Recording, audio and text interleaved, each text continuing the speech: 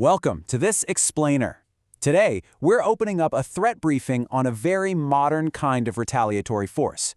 We're talking about a force that requires absolutely no conventional military assets to cause, well, devastating harm. We're diving deep into Iran's cyber capabilities. Okay, let's dive right into this because it starts with a pretty jarring question. How do you strike a technologically superior adversary without deploying a single ship, plane, or missile?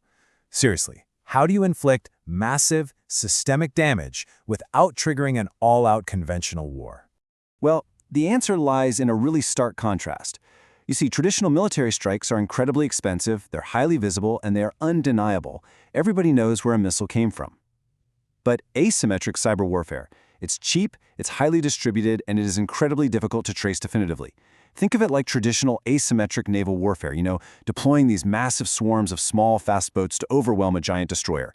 Except here, the battlefield isn't the open ocean, right? It's the digital infrastructure that you and I rely on every single day. To map out this new digital battlefield, we've structured this briefing into 4 parts. 1.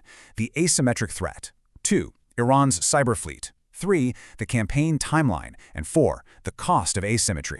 All right, Section 1. The asymmetric threat. To really grasp Iran's cyber strategy, we first have to understand the military doctrine driving the whole thing. Asymmetric warfare is all about imposing disproportionate costs. You don't try to meet a massive, superior military force head-on. That's a losing game. Instead, you use cheap, distributed, and deniable tactics. And this concept, it maps flawlessly from Iran's traditional naval doctrine straight into their modern cyber strategy. They aren't trying to outbuild Western military hardware. They're building tools that just bypass that hardware entirely. Moving right along to Section 2, Iran's cyber fleet. Now, what's really interesting here is that if we look at this through that lens of naval warfare, we need to figure out what classes of ships are actually operating in this digital navy. Iran operates at least 4 major Advanced Persistent Threat, or APT groups, and each one has a totally distinct mission profile and target deck. You've got APT-35 focusing on spearfishing, Muddy Water hitting telecommunications and energy, APT-33 deploying destructive malware, and APT-42 acting as the intelligence-gathering apparatus. Let's take a closer look at what each of these ships can actually do. First up is APT-35. In the cybersecurity world, they're widely known as Charming Kitten. And their hallmark isn't necessarily brute force, it's extreme patience. Back in 2019, Microsoft attributed attacks on U.S. presidential campaign staff directly to this group. They use highly sophisticated social engineering, literally sometimes spending weeks just building trust with a target before they finally swoop in to harvest their credentials. And that perfectly illustrates the tactical evolution we're seeing with our next group, Muddy Water. These guys are linked to Iran's Ministry of Intelligence, and they specialize in what's called living off the land techniques. What does that mean? Basically, they don't always bring their own custom malware to the fight. Instead, they sneak in and hijack the native, legitimate tools that are already built into a network's operating system. This makes them essentially invisible to standard security software. It's incredibly evasive. And then we have the heavy cruisers of the fleet, APT-33, also known as Elfin. This group's primary focus is locked in on the aerospace and energy sectors. But what makes APT-33 particularly terrifying is their track record of sheer, unadulterated destruction. They don't just sneak in and steal data, they erase it. They were linked to the infamous 2012 Shamoon wiper malware attack on Saudi Aramco. 35,000. I'm going to pause because that is the staggering number of computers permanently destroyed by APT-33's Shamoon malware in a single attack. Just let that sink in for a second.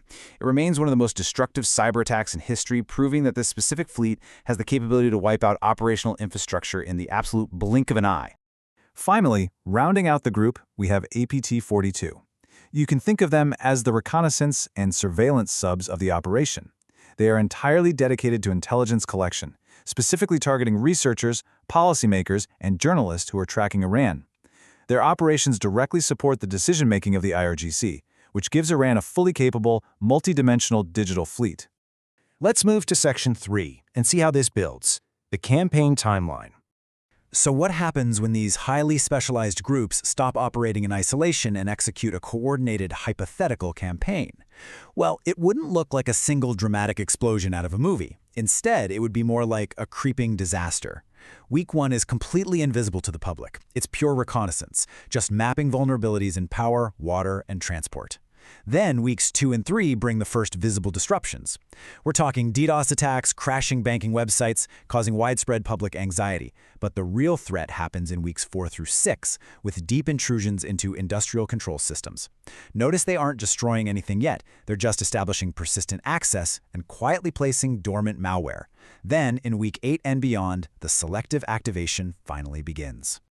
Honestly, the best way to describe this strategy is, literally, death by 1,000 cuts. By week 8, you're not seeing a massive Hollywood-style grid failure. You see a regional power disruption over here, maybe a water treatment anomaly there, a random glitch in the transportation system. Each individual incident is just small enough to be incredibly ambiguous. You're left wondering, was it a cyber attack or did the system just fail? The cumulative effect, however, is devastating economic and societal friction. Which brings us to Section 4, the cost of asymmetry. So the crucial point is that we have to look at the strategic reality of this threat and why it's so heavily relied upon by nations that are totally outgunned in traditional military domains. I mean, just compare the economic and logistical footprint of launching 1,000 Tomahawk missiles against launching 1,000 zero-day exploits. The physical arsenal requires billions of dollars, massive manufacturing bases, and totally clear launch origins. The digital arsenal? It requires a fraction of the cost, a few dozen highly skilled operators, and it can be launched from servers bouncing across the globe.